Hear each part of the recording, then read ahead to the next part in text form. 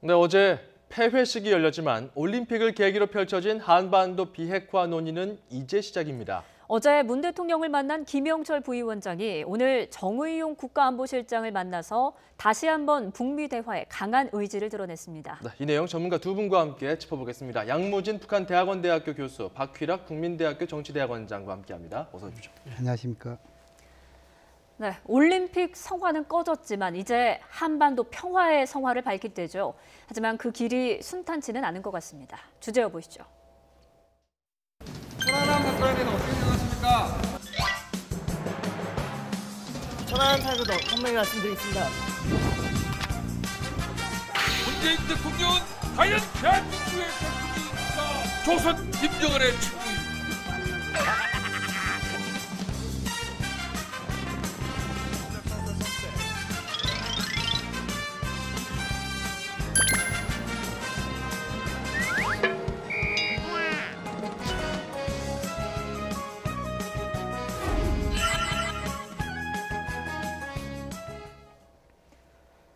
논란 속에 김영철 부위원장이 왔습니다. 그런데 자유한국당 모처럼 야성을 드러낸 걸까요? 밤샘 점거 농성 때문에 결국에는 경로를 우회했습니다. 어떻게 보셨습니까?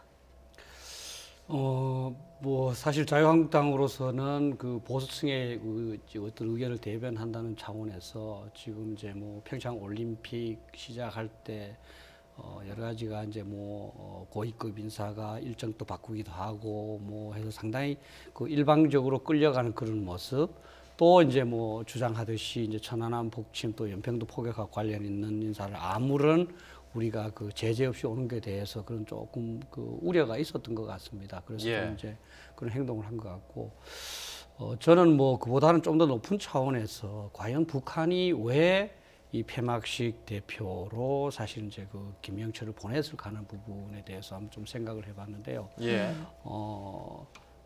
사실은 폐막식에는 꼭 오지 않아도 사전에 합의된 건 아니거든요. 그런데 갑자기 보낸 거는 현재 우리 문재인 정부가 출범하고 나서 이제 아마 김여정이나 또 김영남이나 이런 사람들이 여러 가지 보고를 했을 거 아닙니까? 그죠? 그랬을 때 과연 앞으로 이 사람 대남 전략을 이제 책임지고 있는 사람이니까 과연 이제 당신이 책임지고 있는 사람이니까 가서 진짜 한번 실상을 보고 와라. 그렇게 해서 좀 더 우리가 이 남한과 북한에 맞는 그런 전략을 한번 수정하는 그런 의지가 아닐까 이렇게 싶고요. 또 이제 우리 한국에서도 어쨌든 우회까지 해서라도 또 이제 그런 그 자유한국당 또는 보수 국민들의 반대가 있는데도 불구하고 이렇게 추진한 것은 비록 천안함이나 그런 부분에 대해서 조금 문제점도 있는 것을 인식했겠지만 어쨌든 간에 대남 전략을 담당하는 책임 있고 앞으로 일을 같이 할 사람하고 만나서 바로 이제 직접적으로 한번 크게 부딪혀 보겠다 하는 그런 의도가 있었던 것 같아요. 그래서 그게 이제 앞으로는 결과의 문제인 것 같아요. 결과가 이제 남북 간의 대화가 잘 되고 또 비핵화까지 간다면 이런 조금 이렇게 여야가 조금 논쟁하는 건 큰 문제가 안 될 것 같고요. 그러나 만약에 결과가 또다시 이제 아무것도 없이 또 끝나버린다면 사실 대통령이나 여당의 입장에서 좀 곤혹스럽지 않을까 이렇게 생각합니다. 말씀해 주신 것처럼 김영철을 북에서 왜 보냈을까? 사실 이 천안함 폭침 배후설 논란이 있었기 때문에 반발은 예상이 됐었던 건데요. 어제 내려올 때에도 이 질문이 있었습니다. 어떤 반응이었을까요? 들어보시죠. 단장님, 박남서가 한마디 말씀해 주시죠. 천안함 사건에 대해서 어떻게 생각하십니까? 천안함 사고도 분명히 말씀드리겠습니다. 한국에서 어떤 이야기 하는 겁니까? 한마디만 말씀드립니다. 네, 어제 모습인데요. 저 질문이 나올 것을 불보듯 뻔히 알았을 것이고요. 우리 박 교수님 얘기했던 것처럼 뭔가 저럼에도 불구하고 북에서 남쪽으로 김영철을 보냈을 때는 어떤 이유가 있을 텐데 어떤 점을 꼽으시겠습니까? 그래서 이제 어제 그 통일기 앞에서 이 보수 야당인 그 자유한국당 태극기를 앞에 내세우고 시위를 했죠. 근데 여기까지 몇 가지 좀 짚고 넘어갈 필요가 있어요. 첫째, 지금은 이제 이 올림픽의 정신을 우리가 좀 더 되돌릴 필요가 있어요. 올림픽 헌장 52조에 보면은 정치, 종교, 인종 이 다름에 대해 가지고 시위를 금하게 되어 있습니다. 두 번째, 지금은 이제 이 평창 올림픽이 어느 시기에 결정이 됐습니까? 이명박 보수 정권의 시기에 결정됐습니다. 그렇다면 지금 이제 보수 야당인 한국당 적극적으로 참여를 해야 되는 거 아닙니까? 또 지금 뭡니까? 국민과 함께, 남북이 함께, 더 나아가서 국제사회가 함께 이 재전을 치르면서 우리의 그 국격을 한 단계 업그레이드시키면서 국제사회에 과시하는 그런 거잖아요. 그런 측면에서 상당히 이 부분은 안타깝다. 저는 인생도고, 그다음 이제 김영철의 이런 방남 이 부분에 대해서는 한 세 가지의 역할이랄까요, 업무를 가지고 나온 것이 아니겠냐.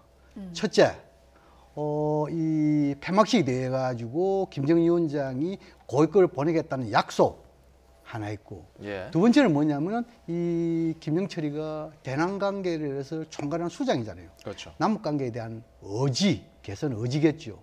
세 번째로는 지난 2월 10일에 김여정 특사 왔을 때 아마 뭐 김여정 특사도 김정은 위원장의 정상회담 용의 이런 것을 친서를 또 주고 했지만도 좀 구체적으로 보면은 그 당시에 문재인 대통령이 비핵화에 대한 나름대로 입장, 또 예. 그리고 북미 대화를 촉구하는 건 있잖아요. 여기 대해서 아마 김여정 특사가 김정은 위원장에게 가감없이 보고를 하고 그에 대한 어느 정도 김정은 위원장의 뜻을 담은 그런 것을 아마 이 김영철이가 갖고 오지 않을까.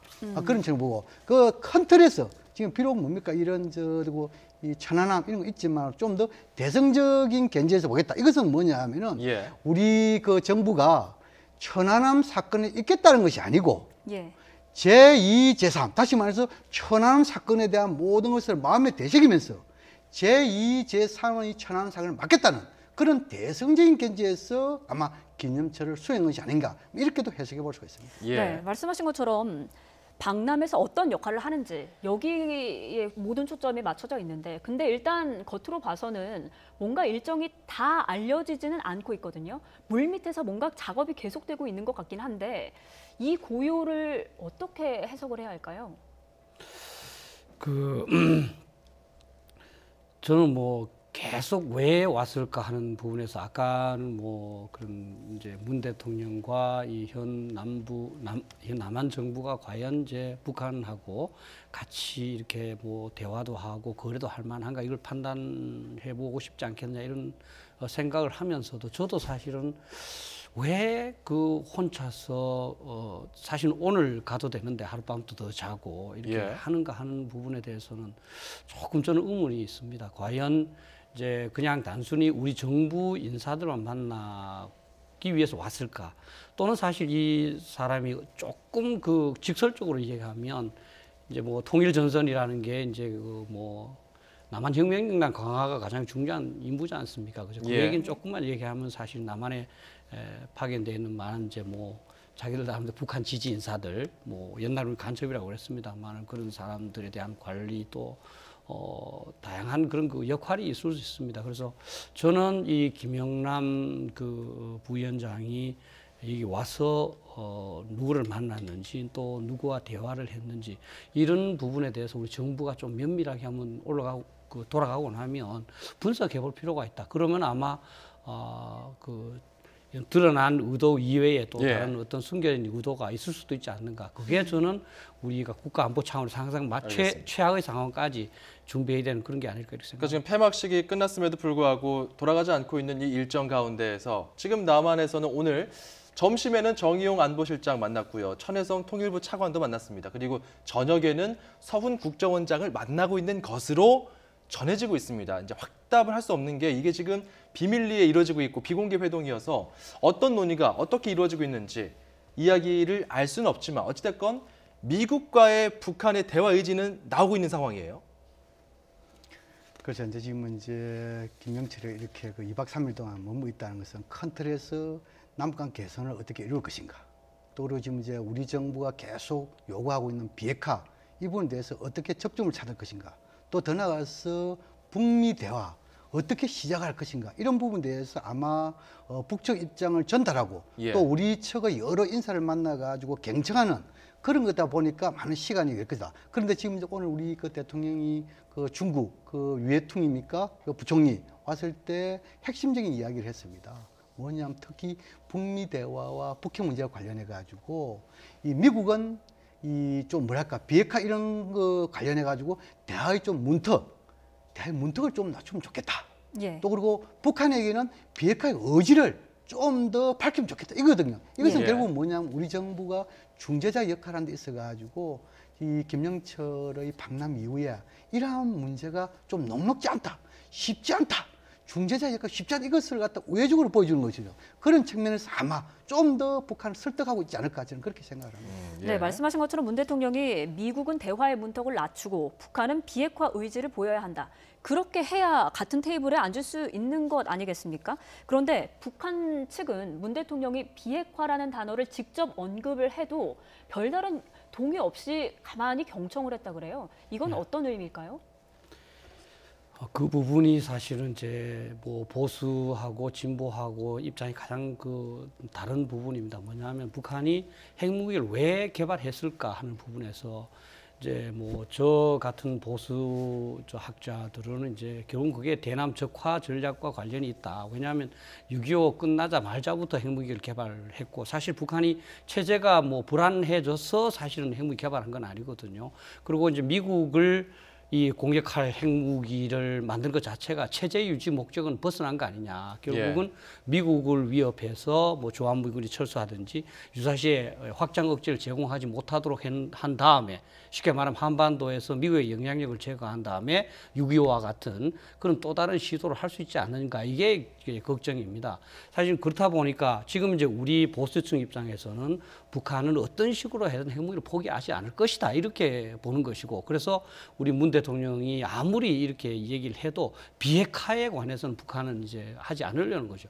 그래서 저희들은 그렇게 해석하고 있는데 이제 사실은 뭐 진보층이 어떻게 해석하는지 모르겠습니다만 어쨌든 간에 북한은 비핵화에 대해서는 전혀 양보할 그런 어떤 뜻을 보이지 않고 있는 것은 분명합니다. 예, 문재인 대통령, 문재인 정부에서는 2단계 북핵 폐기론을 견제하고 있습니다. 일단 북한이 핵과 미사일 도발 중단해야 된다. 그리고 비핵화 논의를 위한 대화를 시작해야 된다. 지금 그 대화를 시작하기 위한 특히 미국과 북한 간의 대화를 위한 중재 역할을 지금 문재인 정부가 하고 있는 거고요. 그리고 국제사회 단계별 상응 조치 이제 2단계로 가게 되면은 조금 더 과격한 그런 대응이 나오게 되는 건데 지금 단계는 지금 1단계가 어느 정도 이루어지고 있다고 보십니까?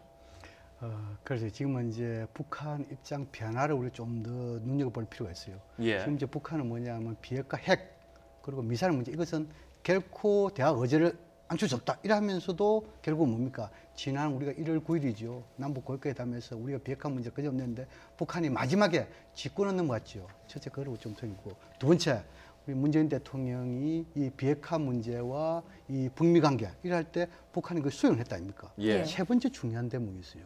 지금까지 북한의 외무성 관료가 서울을 방문한 사례가 없어요. 왜 방문을 안 했냐 하면은 그것은 뭐냐니까 외무성 관료가 온다 하면은 두 개의 조선, 두 개의 한국을 인정하기 때문에 그런 논리를 가지고 안 왔어요. 근데 이분이 뭡니까? 김영철과 함께 동행을 위해서 북한 외무성 부국장 최강일이 왔단 말입니다. 예. 그것은 뭐냐면 두 가지입니다.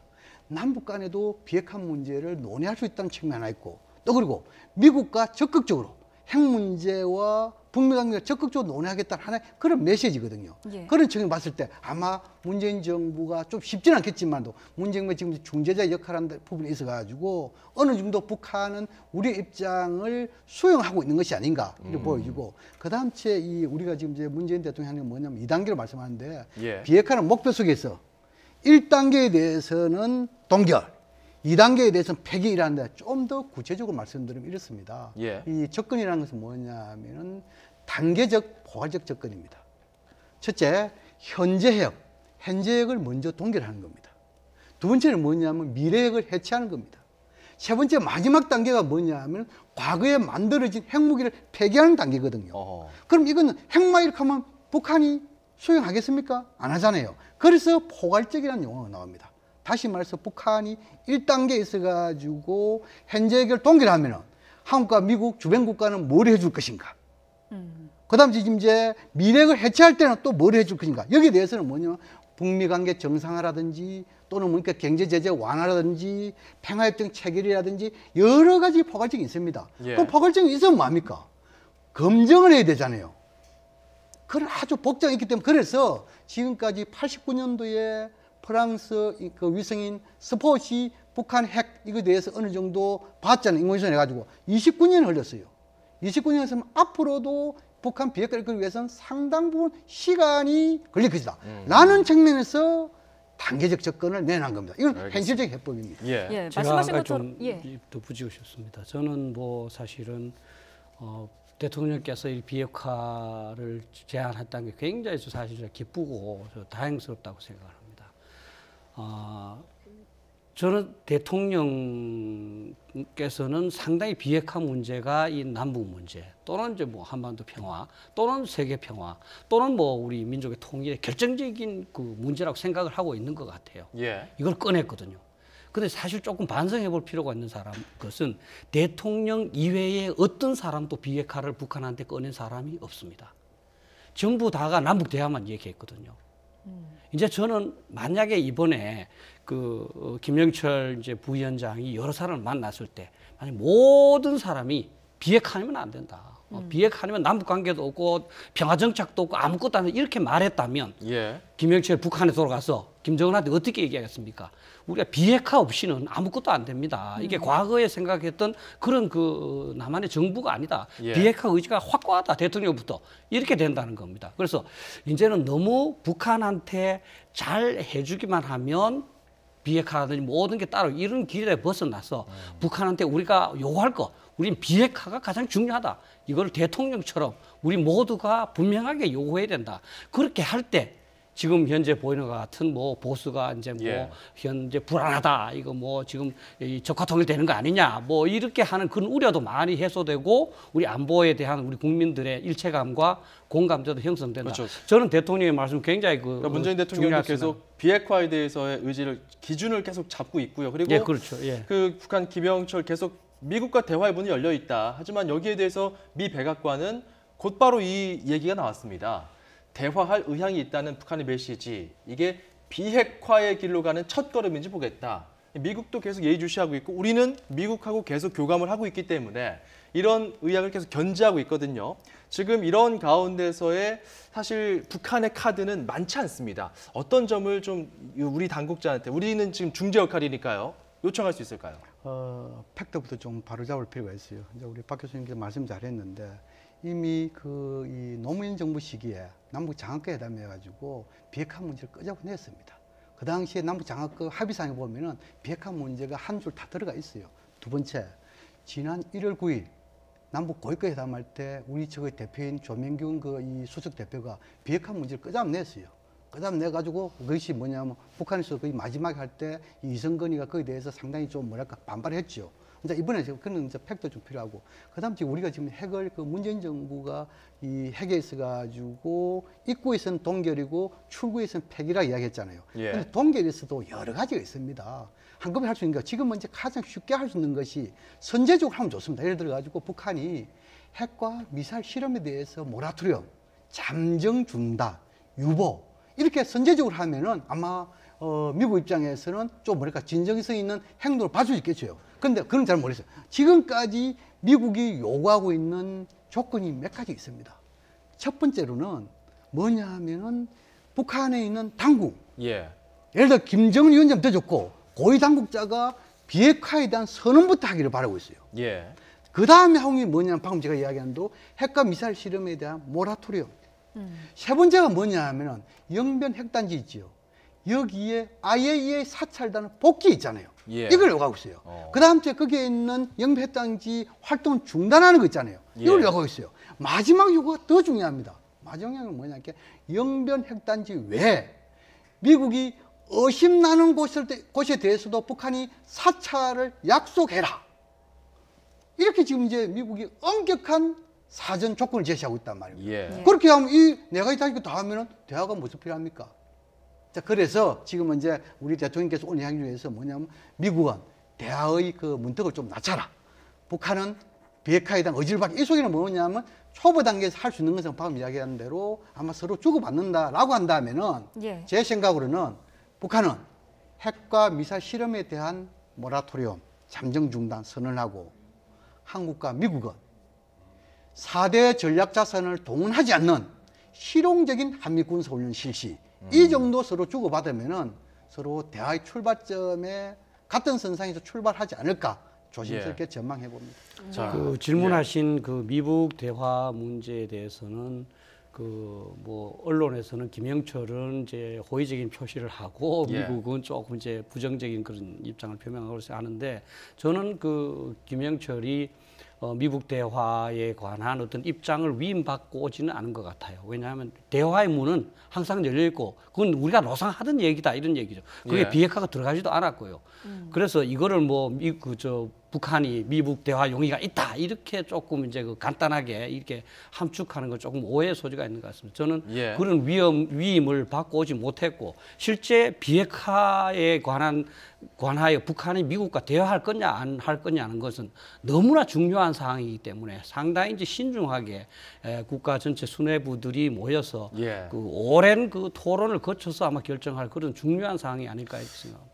예, 사실 이런 논의에 있어서 이 외교 당국과 정부의 이런 긴밀한 논의 그리고 정보 당국의 또 움직임도 중요하면서도 동시에 또 여론에 영향을 줄 수 있는 정치권도 사실 여기에 지대한 영향을 줍니다. 민주당 같은 경우는 지금 남남 갈등이 커지고 있다라는 전체적인 양상 속에서 색깔론 물타기, 그러니까 자유한국당에서의 그런 김영철이 내려온 것에 대한 여러 가지 문제 제기들 이런 부분에 대해서 비판을 하고 있고요. 그리고 2014년에 그 김영철 그리고 2018년에 김영철 뭐가 다르냐 이런 입장으로 정리하면서 정부의 어떤 역할을 좀 뒷받침하고 있고요.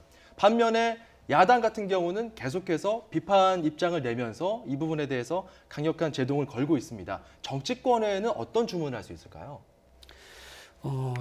이 부분도 결국은 북한의 핵 전략 또는 핵 무기 개발 목적을 뭐로 보느냐와 관련되어 있습니다.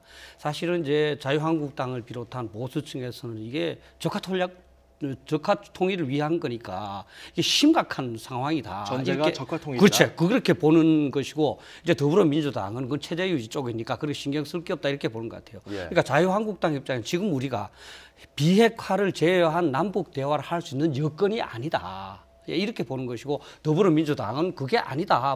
이 남북 대화를 통해서 아직도 시간이 많다 이렇게 보는 것 같습니다. 그런데 예. 자, 지금 김영철 부분에 대해서는 예. 이제 사실 조금은 이제 그 처음에 그 통일부에서 잘못 얘기한 것 같아요. 저는 저 같으면 우리 이제 양 교수님 말씀하신 대로 물론 그 천안함과 관련이 있다. 그렇지만 우리가 이왕 협상을 하려고 그러면 대남 전략 총괄하는 그 사람하고 하는 게 좋을 것 같고 또 북한이 이 사람을 보내겠다는데 굳이 또 뭐 된다 안 된다 뭐 이렇게 해서 모처럼 그 만들어진 대화 분위기를 깨고 싶지 않았다. 이렇게 얘기한다면 저는 국민도 수긍했을 것 같아요.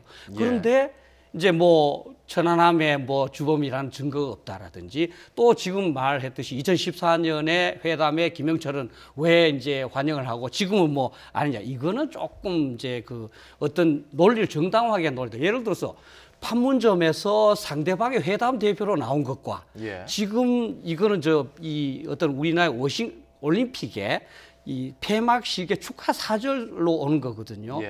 또 이제 우리 국민들이나 자유한국당이 조금 하는 거는 지금까지 우리가 이렇게 경제력도 강하고 이 자유민주주의 가치를 고양한 이 장점이 있는데도 불구하고 왜 이렇게 북한이 뭐 취소하면은 뭐 그런갑다 보낸다 그러면 받아주고 이렇게 너무 일방적으로 끌려가는 거 아니냐 이런 차원에서 조금 불만을 표시한 것으로 봐야 됩니다. 그래서 제가 앞에도 얘기했지만 결과가 만약에 비핵화 협상으로 연결될 수만 있다면 지금 자유한국당 비난은 아무 문제가 안 됩니다. 결국 교수님 말씀도 들어봐야 될 것 같은데요. 지금은 이제 가장 중요한 게 뭐냐니까 2014년도와 2018년도 김영철이 그거는 뭐냐 사람은 똑같은 사람이죠. 근데 역할은 다르다는 것이죠. 2014년은 정찰 총국장 그리고 지금 뭐냐 통전부장 아닙니까? 그다음 하고 그다음 이제 북한은 우리 그 박 교수님 잘 알죠. 북한은 수령 절대 독재 국가 아닙니까? 거기에서 강경파 온건파가 있습니까? 오로지 김정은 파밖에 없어요. 예를 들어 가지고 김영철이가 강경파 군수제를 이야기하는데 김영철이가 남북 간에 군사회담을 해가지고 합의한 것도 있고 결렬시키는 것입니다. 그것은 뭡니까? 북한에서 최고상을 지킨다는 거 아닙니까? 보여주고. 예. 그다음 지금 이제 남북 간에 체제 경쟁 끝났습니다. 예. 어느 세계 누가 나가도 체제 경쟁하는 사람 누가 있습니까? 우리가 체제가 이겼다는 의미 뭡니까? 90년대, 80년대, 90년 초에 사회주의 국가, 공산주의가 붕괴 이후에 체제가 끝났다는 걸 다 알고 있잖아요. 근데 지금 뭡니까? 보수 야당인 한나라당에서 체제 경쟁, 과거 자유한국당이죠. 냉정 시기를 다시 끄집내고 있단 말입니까? 자유한국당이죠. 그렇죠. 예, 예, 예. 그것은 아주 잘못된 거예요. 어느 알겠습니다. 누구도 그에 대해서 동의할 사람이 없을 거예요. 자, 네, 정치권 논의는 어쨌든 저희는 주문을 원했던 건데 어쨌든 이런 부분에 있어서의 논란이 불씨가 참 여전하구나 이런 생각이 들면서 한편으로는 미국의 반응, 사실 북한의 이런 분위기 속에 미국은 굉장히 강경하거든요. 다음 주제 보시겠습니다.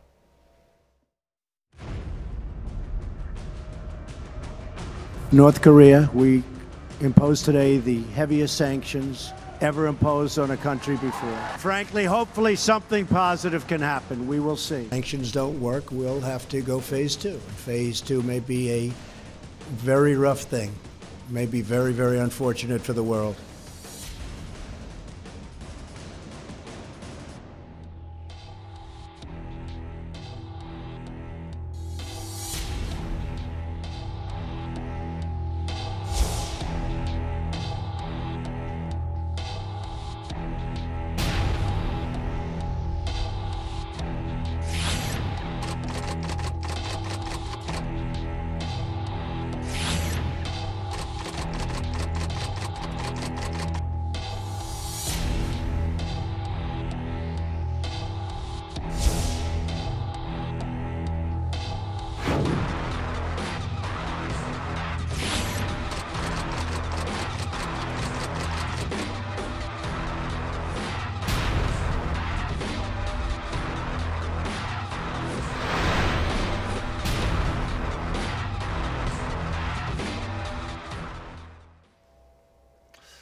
뭐 이번에도 불발된 것과 할 거는 뭐 이방카가 지금 미국으로 돌아갔기 때문에 저희가 좀 이렇게 좀 정리를 해봤는데 어찌됐건 지금 중요한 거는 미국이 원래 이방카가 올 때에 맞춰서 트럼프 정부가 굉장한 사상 최대 규모의 해상 봉쇄 제재 조치 이걸 발표했단 말이죠. 이런 분위기, 이런 미국의 움직임은 북한을 계속해서 압박하고 있는 조치죠? 예, 그렇습니다. 우리가 분명하게 좀 인식해야 될 부분이 북한은 핵무기를 갖고 있습니다. 현재 이 핵무기로 북한이 마음을 먹을지 안 먹을지 모르지만 마음만 먹으면 괌을 공격할 수 있고요. 알래스카 공격을 할 수가 있습니다. 아마 하와이도 공격할 수 있을 겁니다. 그리고 이제 사실 EMP탄을 사용하면 미국 상공에서 EMP탄은 충분히 터뜨릴 수가 있습니다. 지금 북한은 이 한국에 대한 어떤 대남 전략 차원에서 저는 뭐 핵무기를 만들었다고 보지만 예. 현재 그 능력은 미국이 한반도로부터 철수하도록 만들기 위해서 미국에 대한 직접적인 위협으로 작용하고 있습니다. 미국은 지금 한국을 위해서 북한의 비핵화 또는 뭐 북한에 대한 제재를 하는 게 아닙니다. 본국에 대한 방어 차원입니다. 그렇지 않습니까? 그렇겠죠. 본국을 언제든지 공격할 수 있는 거니까. 그래서 미국의 그 이번 국가 안보 전략에도 보시면 세 가지 가장 중요한 위협을 첫 번째는 이제 중국과 러시아와 경쟁하는 부분, 두 번째는 이란과 북한을 들고 있습니다. 세 번째는 테러 부분이고요. 이제 미국의 가장 중요한 세 가지 적 중에 하나로 북한을 강조하고 있습니다. 그래서 어쨌든 간에 경제 제재 조치든 뭐든 모든 것을 다해서 북한이 ICBM을 개발하는 능력 그걸 좀 늦춰야 되겠다 하는 것이고 그리고 반드시 비핵화를 해야 되겠다 그 의지를 보인 겁니다. 그리고 우리가 지금 과연 대신해서 북한의 비핵화를 시켜준다면 예. 과연 미국이 우리의 의도대로 할 겁니다만 우리가 만약 그렇지 못한다면 미국은 우리하고 상관없이 자기를 지키기 위해서 이러한 강경한 조치들을 계속할 수밖에 없는 상황이다. 저는 이렇게 봅니다. 네, 말씀하신 것처럼 트럼프 굉장히 강경한 입장을 계속해서 내비치고 있는데 대북 제재 실패까지 염두를 한 듯한 경고 메시지를 내놨습니다. 들어보시죠. North Korea, we imposed today the heaviest sanctions ever imposed on a country before. Frankly, hopefully something positive can happen. We will see. Sanctions don't work, we'll have to go phase two. And phase two may be a very rough thing, may be very, very unfortunate for the world. 네, 트럼프가 매우 거친 단계로 넘어가겠다. 이 매우 거친 단계라는 게 지금 우리에게 무슨 일이고 어떤 일이 일어난다는 겁니까? 지금은 이제 지난 이 이방카 방한 시점에 이 미국이 56개의 지금 이제 제재 이렇게 밝혔잖아요. 이것도 상당히 강력한 제재. 이것을 한마디로 표현하면 해상과 관련해가지고 포괄적인 해상 차단 아니겠어요. 그런데 이보다 더 거친 단계하면은 해상 봉쇄 정도 되겠죠. 근데 중요한 것은 해상 봉쇄, 이 해상 차단, 해상 봉쇄는 중국과 러시아의 도움이 없으면 성공적으로 할 수가 없어요. 예. 그것은 지금 이미 중국과 러시아가 반대를 하고 있단 말입니다. 이것은 뭐냐 하면은 한편으로는 대북 압박 제재 지속하겠다는 메시지도 있지만도 또 다른 한편은 북한을 대화를 이끌기 위한 그런 메시지도 담겨 있지 않을까 저는 그렇게 그런데 봅니다. 일각에서는 군사 행동에 나서는 게 아니냐 이런 우려도 있습니다. 충분히 제가 방금 이야기한 대로 군사 행동을 나선다는 것은 봉쇄지, 해상 봉쇄. 해상 봉쇄라는 것은 이것이 뭡니까? 일종의 군사적 행동이거든요. 그럼 군사적 행동을 하려면 적어도 주변 국가, 한일은 물론이고 중국과 러시아의 도움이 없어 어렵다면. 그런데 이런 해상 봉쇄는 이것은 선전포고가 될 수 있어요. 그런 측면에서 북한이 더욱더 거칠게 대응할 수 있기 때문에 아마 이 부분도 쉽지는 않을 것이다. 저는 그렇게 전망합니다. 저는 그 거칠다는 단어에는 이제 뭐 우리가 지금까지 얘기해오던 선제 타격이 포함된다. 이제 뭐 일단 이제 해상을 뭐 차단을 하든 봉쇄를 하든 일단 목줄 제기를 해서 그래도 비핵화 협상에 나오지 않는다면 미국으로서는 자위권 차원에서 북한의 핵을 제거할 수밖에 없지 않느냐 하는 그런 의미라고 생각을 합니다. 실제 이제 그거를 시행하는 데는 상당히 이제 고려해야 될 사항이 많지 않겠습니까, 그죠? 그래서 사실은 이제 진짜 우리 문재인 대통령도 지금 북한과의 대화를 통해서 이 문제를 빨리빨리 해결 안 하면 안 되겠다 이렇게 하는 이유가 만약에 미국이 이제 뭐 선제 타격을 한다고 한번 생각을 해보면 바로 하진 않거든요. 그러면 사실은 한반도에 있는 미국 국민들 다 이제 소개를 해야 됩니다. 그렇게 되면 사실은 우리 증시 뭐 이런 모든 경제는 완전히 이제 뭐 문제가 큽니다.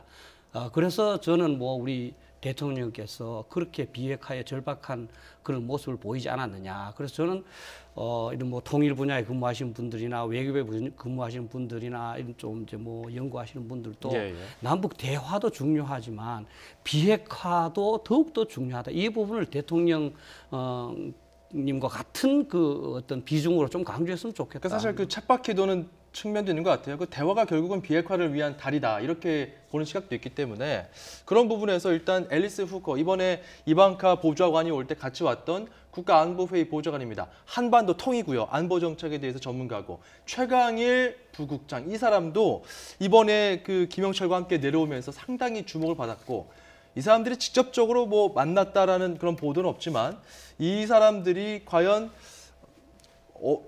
마쿠에서 어떤 실무 접촉을 하지 않았을까 이런 관측은 끊임없이 있었거든요. 두 사람 모두 폐회식에는 보이지 않았다라는 의미심장한 보도도 있었잖아요.